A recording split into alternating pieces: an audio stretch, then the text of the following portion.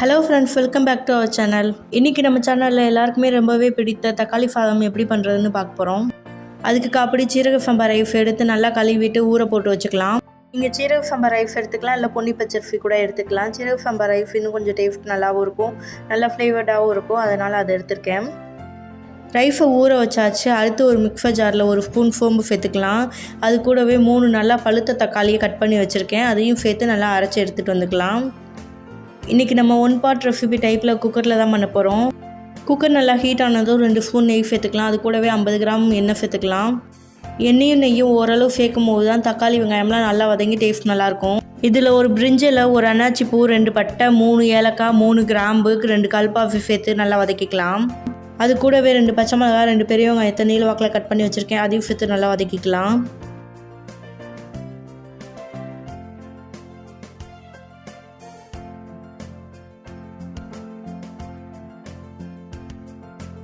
வெங்காயம் நல்லா வதங்கணும், அப்போ தான் டேஸ்ட் நல்லாயிருக்கும். வெங்காயம் நல்லா வதங்கினதுக்கப்புறமா இஞ்சி பூண்டு பேஸ்ட்டு 1 ஸ்பூன் சேர்த்துக்கலாம்.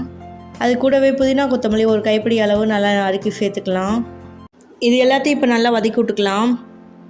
இஞ்சி பூண்டு பேஸ்ட்டோட பச்சை வாடை போகிற அளவு நல்லா வதக்கி விட்டுக்கலாம். இப்போ பாருங்கள், நல்லா வதங்கிடுச்சு. இதில் 2 பழுத்த தக்காளியை நீல வாக்கில் கட் பண்ணி சேர்த்துக்கலாம். இதையும் இப்போ நல்லா வதக்கி விட்டுக்கலாம். இதில் அரைச்சி வச்சுருந்த தக்காளி பேஸ்ட்டையும் சேர்த்து அது கூடவே தேவையான அளவு உப்பு சேர்த்து நல்லா வதக்கி விட்டுக்கலாம். தக்காளி நல்லா வதங்கட்டும். வதங்கினதுக்கப்புறமா பார்க்கலாம். தக்காளி பாதி அளவு நல்லா வதங்கினதுக்கப்புறமா 1 டீஸ்பூன் மிளகாத்தூள் சேர்த்துக்கலாம். ஏற்கனவே 2 பச்சை மிளகா வேறு சேர்த்துருக்கோம், அதனால் இந்த அளவு மிளகாத்தூளே கரெக்டாக இருக்கும். அப்போ தான் குழந்தைங்களுக்கு சாப்பிட நல்லாயிருக்கும். தக்காளியை நல்லா வதக்கி விடணும். தக்காளி நல்லா குழஞ்சி வதங்கி வரணும், அப்போ தான் டேஸ்ட் நல்லாயிருக்கும். நல்லா வெந்துட்டு சாதத்தோடு சேர்ந்து மிக்ஸ் ஆகிருக்கும். அங்கங்கே தக்காளி எடுத்து வைக்கணுன்ற அவசியம் இருக்காது. இப்போ பாருங்கள், தக்காளி நல்லா வதங்கிருச்சு. இதில் தண்ணி சேர்த்துக்கலாம். நான் 1 கப் ரைஸ்க்கு 2.25 கப் தண்ணி சேர்த்துக்கிறேன். அப்போ தான் உதிரியாக இல்லாமல் கொஞ்சம் சாஃப்டாக நல்லாயிருக்கும். தக்காளி சாதம் கொஞ்சம் குலைவாக சாப்பிட்டா தான் டேஸ்ட் ரொம்பவே நல்லாயிருக்கும். உங்களுக்கு உதிரியாக சாப்பிட பிடிக்கும்னா 1க்கு 2 கப் தண்ணி சேர்த்துக்கோங்க. தண்ணி சேர்த்து நல்லா கொதி வந்ததுக்கப்புறமா தான் நம்ம அரிசி போடணும். இப்போ பாருங்கள், கொதி வந்துருச்சு. இதில் அரிசி சேர்த்துக்கலாம்.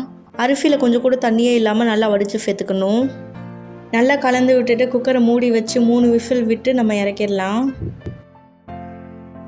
நல்லா தம்மெல்லாம் அடங்கினதுக்கப்புறம் தான் நம்ம மூடியை திறக்கணும். அப்போ தான் சாதம் சாஃப்டாக நல்லா வரும். சூடோடு கிளறும் போது ரொம்ப ஸ்லோவாக சாஃப்டாக கிளறி விட்டுக்கோங்க, அப்போ தான் குலையாமல் நல்லா வரும். தக்காளி சாதம் சூப்பராக ரெடி ஆயிடுச்சு. இது இப்போ நம்ம பரிமாறிடலாம். இந்த தக்காளி சாதத்துக்கு ஆனியன் ரைத்தாவே போதும் சைட் டிஷ்ஷாக, வேறு எதுவுமே தேவைப்படாது. டேஸ்ட்டே ரொம்ப நல்லாயிருக்கும். நல்ல சூப்பரான தக்காளி சாதம் ரெடி ஆயிடுச்சு. நான் காட்டியிருக்கிற அளவுகள் மாதிரியே நீங்களும் ரெடி பண்ணி குழந்தைங்களுக்கு லஞ்ச் பாக்ஸ் கொடுத்து விட்டிங்கன்னா ரொம்ப நேரத்துக்கு சாஃப்டாக நல்லா பொலன்னு நல்லாயிருக்கும்.